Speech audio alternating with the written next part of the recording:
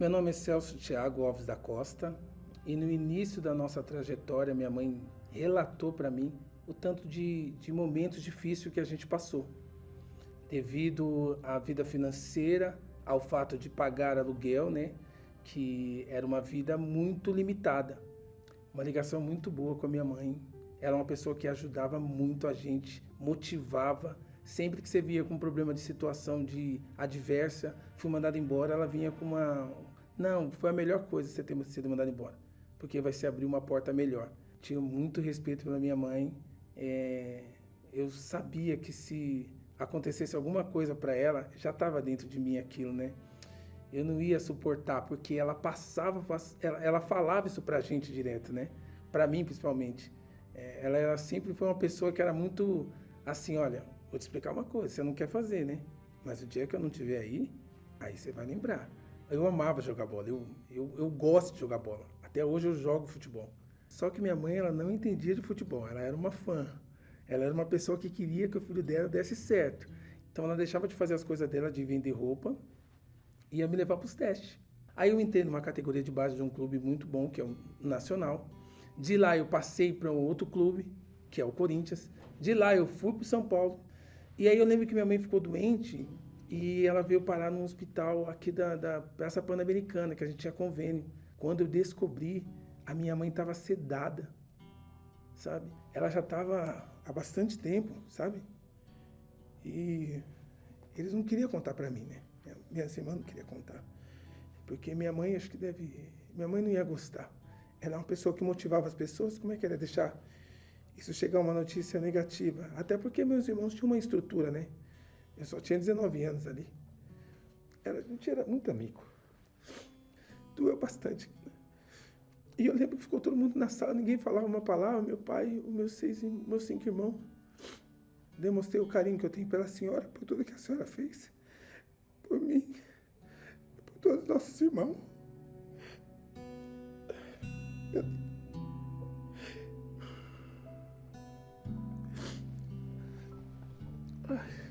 Aí eu dei tchau pra ela. E quando eu dei tchau pra ela, ela levantou o braço e usou, acho que toda a força que ela tinha. O braço subiu e bateu na maca assim, ó, umas 3 vezes, sabe? E depois disso, poxa, toda vez que eu lembrava disso, doía, cara. Eu não tinha cabeça pra jogar bola. A verdade é que eu não conseguia mais jogar bola. A bola batia em mim, ela ia longe, ela sumia de perto de mim, sabe? Eu não tinha cabeça para jogar futebol. Eu era o titular, tinha mais 6 atacantes. Eu tornei o sexto. De primeiro eu tornei o sexto, porque o futebol, porque a minha cabeça não estava ligada no futebol, não estava concentrada. Você vive como uma maquiagem mesmo. Você mostra uma coisa por fora, que na verdade por dentro você não tem. Dentro de você mesmo não é aquilo que resplandece do lado de fora. Então ali eu comecei a viver na noite. Tinha casa noturna que eu ganhava camarote, bebida. Então foi daí que eu comecei. Só vivia na noite, bebendo, traindo minha esposa. Então você começa só a perder o sentido da vida. Então para mim ali mais nada fazia diferença. O declínio foi muito grande, porque quando eu saí de jogador, eu fui trabalhar num Lava Rápido. Ali eu ganhava R$ 270 por mês para trabalhar de domingo a domingo. Já era uma humilhação. Porque você vê uma pessoa que teve CD, que teve em rádio, que fazia programa, e depois você vê trabalhando no Lava Rápido, tava ruim a situação, né? E para ganhar R$ 270 ainda, aí melhorou um pouquinho, eu comecei a ganhar 500. Comecei a trabalhar numa pizzaria à noite de sexta, sábado e domingo. Comecei a fazer R$ 60 por noite. Pô, melhorou.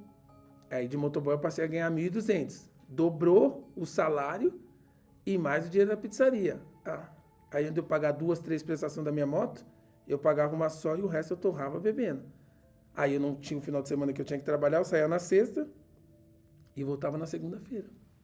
Não mudava nada. Eu corria atrás do dinheiro, o dinheiro entrava. Eu pegava o dinheiro e jogava ele fora. Era como se abrir o bueiro, pegar o dinheiro e jogar ali. Toda virada de ano era igual, mas teve uma que foi diferente.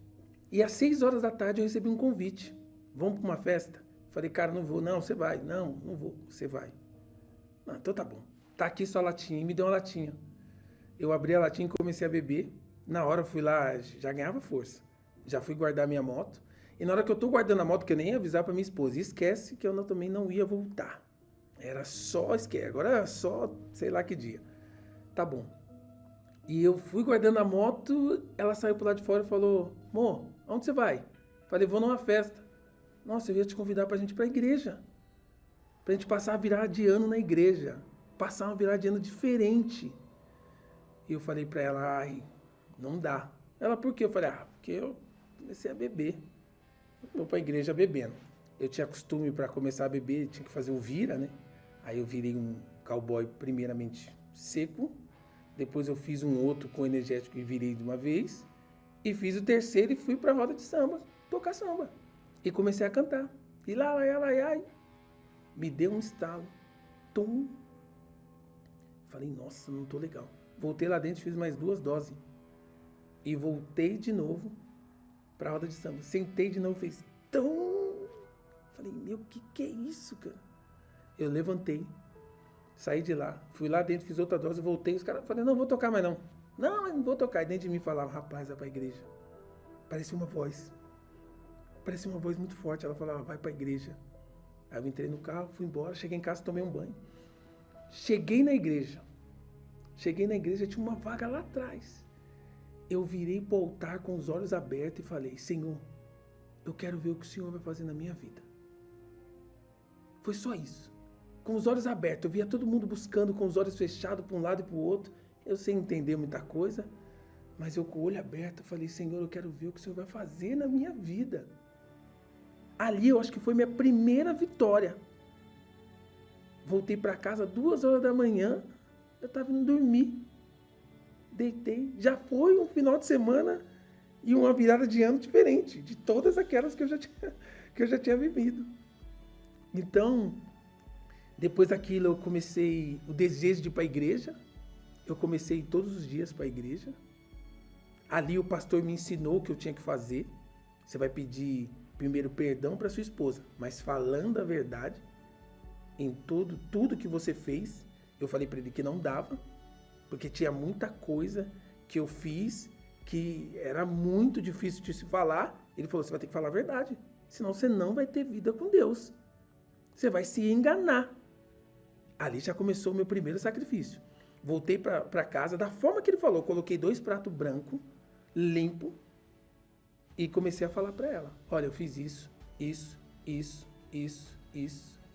E ali ela começou, os olhos dela se encher de lágrimas, mas ela deixou com que eu falasse toda a verdade. Eu expliquei para ela, se deixa eu terminar.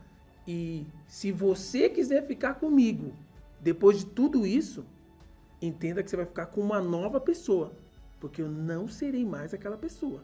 Eu tomei uma decisão. Dali, ela decidiu que ia ficar comigo. Eu fui pedir perdão para as pessoas que eu tinha magoado, ou que eu tinha feito alguma coisa de ruim, ou que seja. Pedi perdão para cada pessoa e me batizei nas águas. Então, quando eu aprendi o que era fogueira santa, que fogueira santa salva a sua alma, ela não salva a sua vida. Tudo que você tem vai ficar aqui. Você pode ter tudo e você pode conquistar, e parabéns por isso. Mas quando você partir, vai ficar, não serve mais para nada. Eu entendi que a fogueira santa salvava a minha alma. Não, eu falei, Espírito Santo, isso é o maior importante. E eu fazia um monte de lista quando eu fazia a fogueira santa antes. Então você não precisa mais correr atrás de riqueza. Você tem que sim lutar para você trabalhar, para você ter novas ideias. Lutar, pedir para o Espírito Santo te dar direção, que ele vai te dar. E foi isso que ele fez comigo. Então a minha maior riqueza de tudo é o Espírito Santo.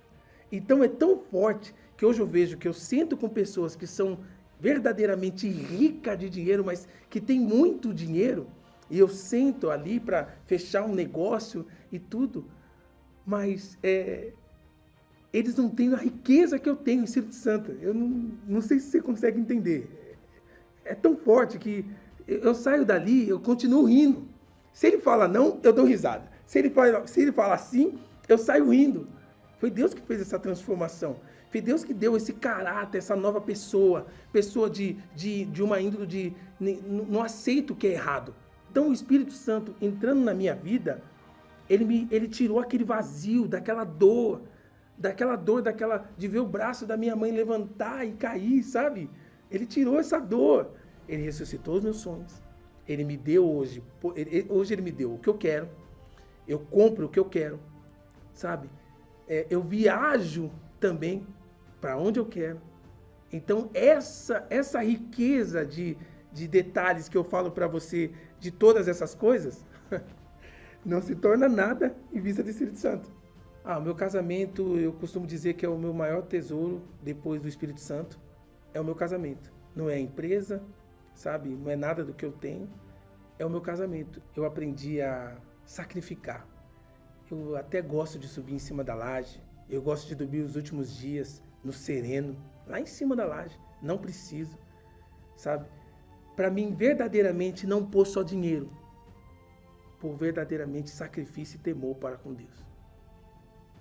Última fogueira santa que eu fiz agora, eu subi com a minha família inteira, todo mundo no altar de mão dada, aqui no templo mesmo, e passei todo mundo de mão dada, todo mundo com o sapato na mão, não é para passar de sapato, dei a direção para todo mundo, porque vocês vão passar diante do Deus Altíssimo. Ele vai estar ali, vendo toda a atitude e analisando todos nós, por dentro e por fora. Então é assim que eu me sacrifico para a fogueira santa, que eu me preparo para ela, né? E o mais legal de tudo isso, que quanto mais luta aparece para mim, parece uma coisa, mais feliz eu fico. Que eu falo, agora Deus vai me honrar. Porque essas lutas estão chegando, é porque a minha bênção está muito perto. Sabe, é assim que eu me vejo. Eu passar e a minha esposa fala, por que você está rindo? Deu isso errado, vai arrebentar.